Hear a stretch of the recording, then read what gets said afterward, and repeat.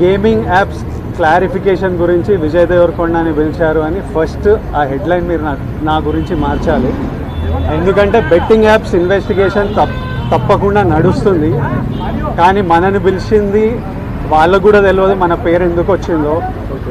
But మన పేరు వచ్చినందుకు వాళ్ళు వెరిఫికేషన్ చేసుకొని వాళ్ళ డెలిజెన్స్ తీసుకోవాలి. మనం చేసింది గేమింగ్ యాప్స్కి ఎండోర్స్మెంట్. గేమింగ్ యాప్కి బెట్టింగ్ యాప్కి అసలు సంబంధమే లేదు.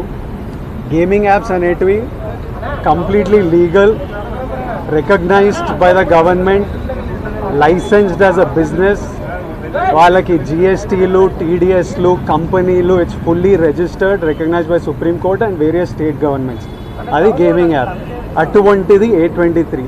ఇప్పుడు క్విక్గా డౌట్ ఉన్న వాళ్ళకి క్విక్గా మీరు గూగుల్లోకి వెళ్ళి టాప్ గేమింగ్ యాప్స్ అని కొడితే కొన్ని వస్తాయి. A23తో సహా My11 సర్కిల్, Dream11, NPL, జుపీ ఇట్లాంటివి కొన్ని వస్తాయి.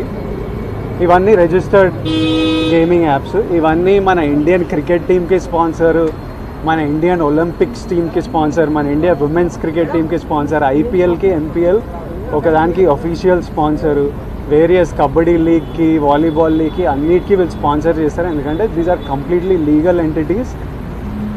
ఇండియన్ ఒలింపిక్స్ టీమ్కి స్పాన్సర్ చేయాలంటే లీగల్ ఉండాలా వద్దా? సో ఫస్ట్ ఆఫ్ ఆల్ ఈ గేమింగ్ యాప్స్ని, ఇల్లీగల్ బెట్టింగ్ యాప్స్ని మీరు సపరేట్ చేయాలి. అది జర్నలిస్ట్గా మీ రెస్పాన్సిబిలిటీ. నా మీద మీకు ఆ రెస్పాన్సిబిలిటీ ఉండాలని కోరుకున్నా. కానీ మన పేరు వచ్చింది కాబట్టి కొన్ని క్లారిఫికేషన్స్ అడిగారు. ఆ clarification account details, transaction details ఏంటి, ఆ కంపెనీ, అవన్నీ పంపించేసినాము. ఇంతటితో సమాప్తం. Thank you.